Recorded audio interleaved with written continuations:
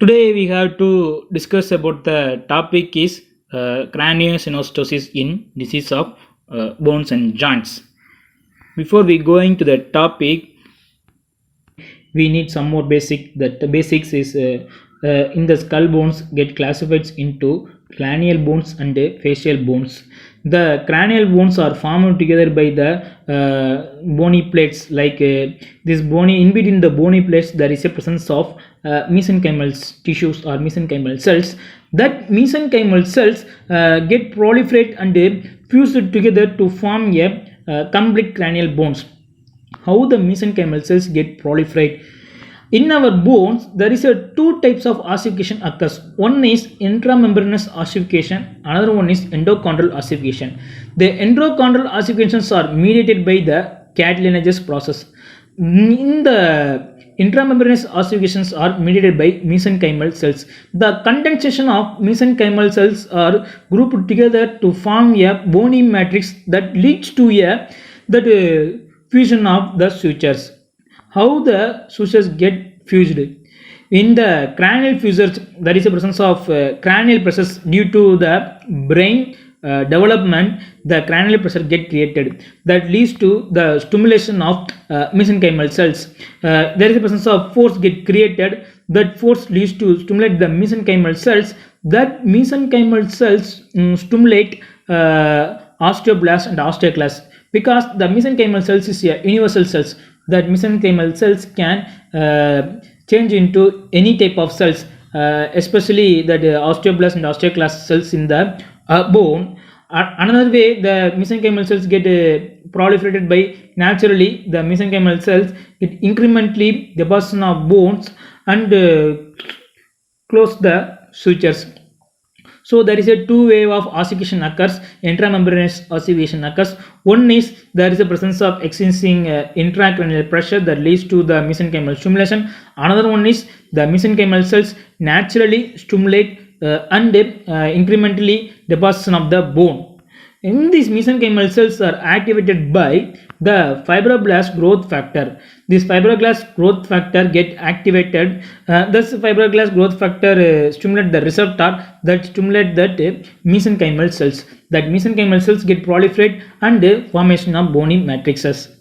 In this area there is a mutation in the fibroblast growth factor receptor, or the mesenchymal cells get mutated that leads to a premature fusion of the sutures. So there is a presence of premature fusion. As a result, there is a wherever there is a gap between those sutures, that area only get developed. So that leads to a acrocephaly or a brachiocephaly. Any condition that leads to the enlargement of skull deformity also occurs, because the brain developed only that area. This area not get brain developed. So the brain get developed leads to skull deformity. For example, in the sagittal suture there is a premature fusion of the sagittal suture. So the sagittal sutures prematurely closed, that leads to wherever the gap is present, that there is a from a brain growth occurs. That brain growth occurs leads to the skull deformity. This like. Next we have to go to the topic is craniosynostosis. It refers to a group of disease that is premature fusion of one or more cranial sutures that leads to abnormal shape of head. That abnormal shape of head is due to sporadic or hereditary disorders, or sometimes the ossification defect that is called as primary craniosynostosis, or sometimes due to immature brain growth that is called as secondary craniosynostosis. Based on number of sutures, it is divided into two. One is simple craniosynostosis and another one is complex craniosynostosis. In simple craniosynostosis, only one suture fuses prematurely. In complex craniosynostosis, there is a premature fusion of multiple sutures. Wherever the children are affected those conditions, occasionally there may be a extracranial malformations is seen, especially seen in the sporadic conditions, that is sporadic craniosynostosis. That sporadic craniosynostosis is due to mutation in the fibroblast growth factor receptors. In etiology, that primary craniosynostosis, it is due to there is mesenchymal related ossification defect. The mesenchymal cells only stimulate that incrementally deposited the bony materials. That is universal cells, the mesenchymal cells. That mesenchymal cells, whatever the cells want, that change into that cells like osteoblast or osteoclast or osteocyte cells. It is a precursor cells. So whenever there is a defect in those mesenchymal cells, that leads to premature fusion of the sutures. In secondary craniosynostosis, that is due to inadequate brain growth. Wherever the brain growth is inadequate, that is leads to the premature fusion of the sutures, because there is no intracranial pressures. So no intracranial pressure, there is no stimulation of the brain growth. And another way, the mesenchymal cells incrementally deposited the bony materials. So absence of intracranial, absence of forces, and the deposition of the bony materials, that leads to microcephaly condition. It is seen in the other systemic disorders such as vitamin D deficiency or endocrine disorders, hypophosphatemia, rickets, hypercalcemia. Especially vitamin D plays an important role in brain growth. So there is no brain growth occurs in those conditions, leads to secondary cranial synostosis. In syndromic cases, there is a fibroblast growth factor receptor stimulate the mesenchymal cells.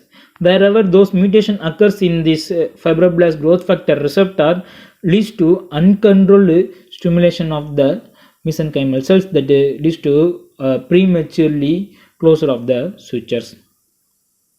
In clinical features, birth or early infancy, it is seen in those conditions, and simple craniosynostosis is mostly it is perpendicular to the sutures, that brain growth occurs.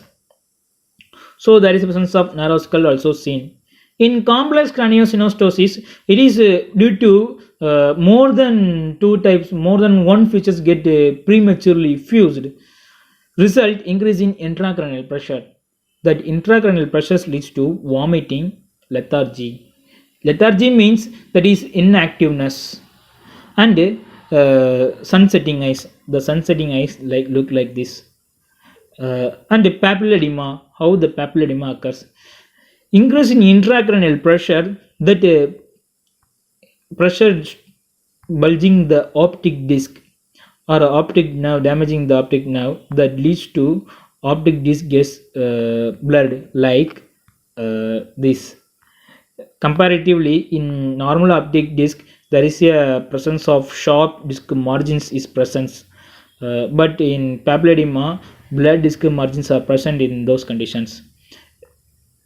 In secondary craniosynostosis, more frequent than the primary, result from early fusion of suture due to lack of brain growth. The lack of brain growth allows premature fusion of all sutures. Also occurs in association with other syndromes such as Crouzon, Apert, Codzon, Pfeffer, Carpenter syndromes, etc.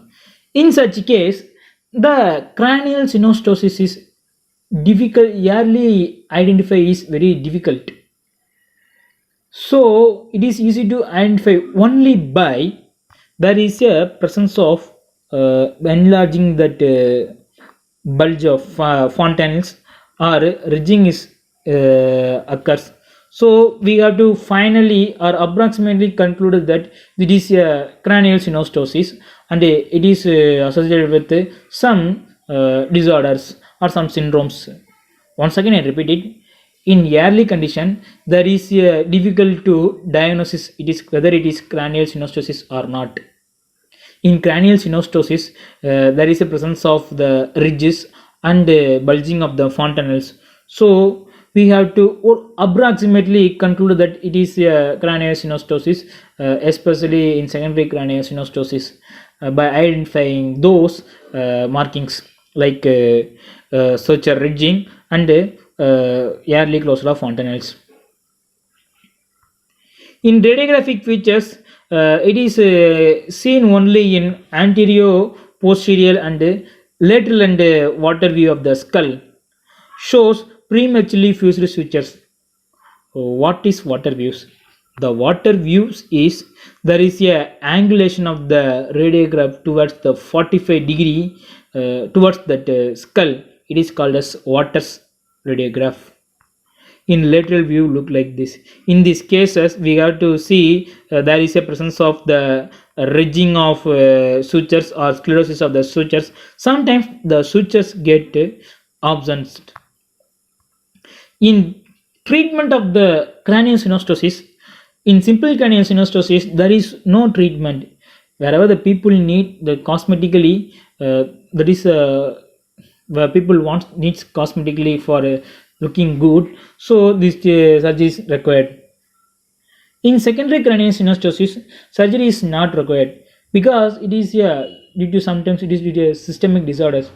So we have to identify those conditions and remove those disorders. Like we have to the secondary craniosynostosis is due to vitamin D deficiency. So we have to particularly concentrate the vitamin D deficiency and in to remove the to eradicate the vitamin D deficiency that leads to proper bone brain growth.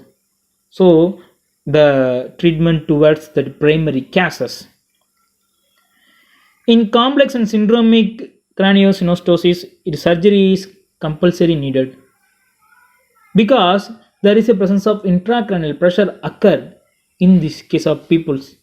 So increase in intracranial pressure leads to papilledema, vomiting, lethargy, and visual impairment also occurs. So in order to avoid those conditions, in this craniotomy is done. So craniotomy is nothing but wherever the future fusion of the sutures occur, that particular sutures get removed for the brain growth and further development of the brain. Later, that bony plates get fused to form a normal brain, so normal skull. Thank you.